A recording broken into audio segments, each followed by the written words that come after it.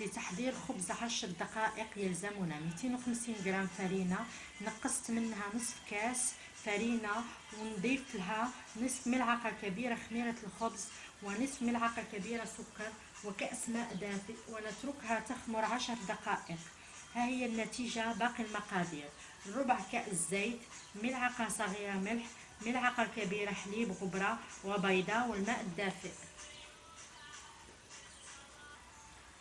نضع الخليط اللي حضرناه ونضيف له الفرينة والزيت واللحظة والملح، نشكلها ونخليها تطلع قليلا.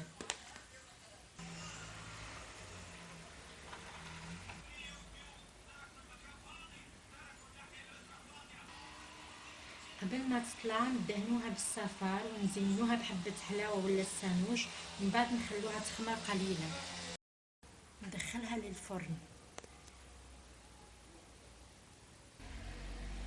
ها هي خبزة على شكل وردة عباد الشمس، سريعة وسهلة التحضير. إذا عجبكم الفيديو اشتركوا ودعمونا بتعليق وجيم من فضلكم.